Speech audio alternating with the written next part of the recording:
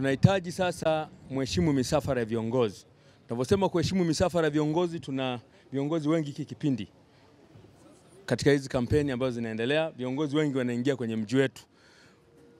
Wanaingia na kutoka. Tunahitaji madereva bodaboda ambao wamekizi na kuheshimu misafara. Sawa sawa? Umesikia king'ora kinaita askari ameshafunga barabara, basi unatakiwa na wewe ufanyaje bwana? Utii sheria. Utii sheria. Tena ukae mita zaidi hata 50 kule. Alafu lazima nini? Unamwambia abiria afanyaje? Ashuke. Au sio? Kwa hicho ambacho nilikuwa nataka niwapitishe pia. Kuheshimu nini? Kuheshimu.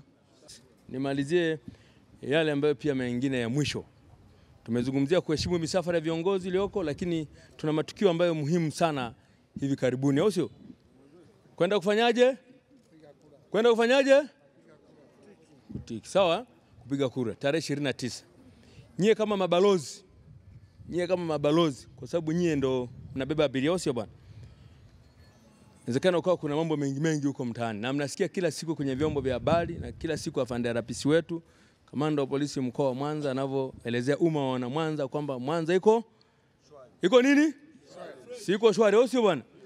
Kwa hiyo kwa sababu unaweza kaa kwa siku ukafanya kazi ya kufuata wapiga kura karibu kadhaa, na wewe mwenyewe uwe mpiga kura, au sio bwana? Waambie kabisa ni shwari, au sio bwana? Ni shwari. Na ndio maana umeona hapa tunafika jeshi la polisi, tunakuwa pamoja na nyie. Nyie ni mabalozi wazuri. Kwa hiyo mfikishe ujumbe huo kwa abiria wenu ambao mnawapakia. Ushwari upo. Kwa hiyo mhakikisha unapiga kura, lakini mjiondoe kabisa kwenye vurugu na vishawishi vingine ambavyo vinaweza vikawaletea madhara. Litakuhusu wewe kama wewe. Mimi naamini bodaboda. Nyie bodaboda kwa uelewa wenu. Otherwise tuwe na mamluki wale ambao mnajitokezaga. Fanyeni biashara zenu vizuri kwa amani kabisa, mrudishe mteja amepiga kura, rudisha mwingine, lakini na wewe umehakikisha umefanyaje? Kwa hiyo mimi naomba hilo kabisa, katika usalama huo na amani, muwe mabalozi wazuri huko mitaani, mnavopita huko mitaani, kwamba mnazungumza kwamba ni nini? Sema bwana kwamba ni shwari kabisa, au sio? Na nyie mabodaboda ni kundi maalum kabisa. Kwa hiyo baada ya kusema hayo, tumefafanua mambo mengi. Narudia tena, muendelee kuheshimu misafara ya viongozi, muendelee kuwa watulivu, endesheni mwendo wa kawaida, mwendo usiokuwa na hatari, mpeleke mteja wako kutoka point A kwenda B, lakini wakati huo achana kabisa na vitendo viovu kama vya ulevi. Sawa Vitendo kama vya ulevi, na kula madawa tu ovyo tu, unajipitisha tu. Lakini jiheshimu hata pia na uvaaji wako, uwe smart, sawa? Tumeona changamoto iliyopita katika misafara. Kuna baadhi ya viongozi ya waendesha pikipiki waliwekwa chini ya mikono ya jeshi la polisi. Si mnafahamu vituo vya polisi vingi sana. Sasa mnatuingiza sisi kama viongozi mtihani. Leo tumekuelezeni, yeyote atakayejichanganya akaingilia msafara asimpigie simu kiongozi yeyote. Hilo litakuwa ni la kwako na upambane nalo. Na jeshi la polisi, majarada yako waziwazi. Mnajua kuingilia msafara wa rais kama ni uhaini? Mnafahamu? Kwa hiyo tufanye tukiwa tunatambua. Unapoambiwa simama na maafisa wa jeshi la polisi, jukumu lako ni kutii, kwani ni muda mfupi. Kwa jina naitwa Salumu Ali Katete, dereva pikipiki wa soko kuu Tanganyika. Elimu ambayo tuliopewa ni nzuri sana. Tutazingatia kwa Mheshimiwa RTO kwa elimu ambayo ametupa ya kutafuta leseni na kuzingatia usalama barabarani kwenye misafara ya maraisi au ya viongozi wote ambao wanakuwa wanapita ndani ya jiji la Mwanza na nje ya jiji la Mwanza. Tutaenda tukaitumie kwa nafasi kubwa.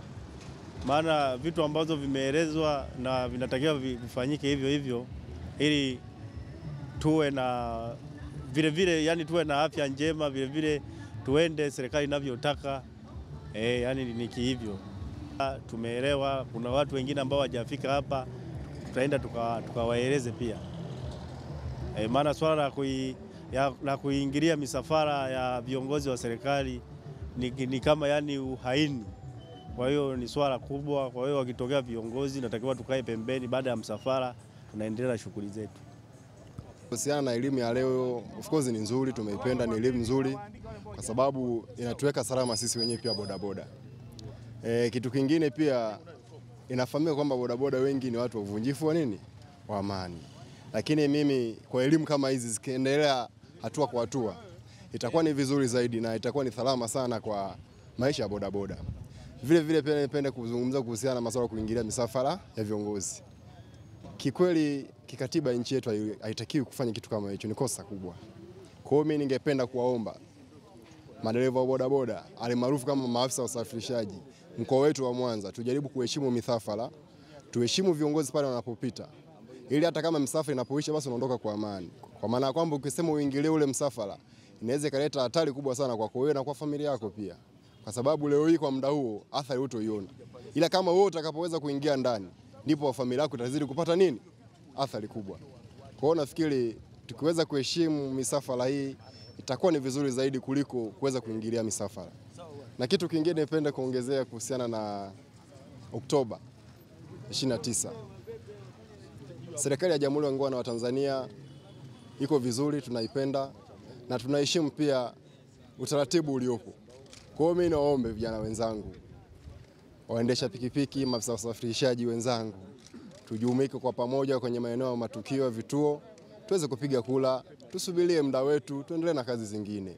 Tuepukane na mizozo mingine ambayo haina tija, haina faida yoyote ile kwa jamii.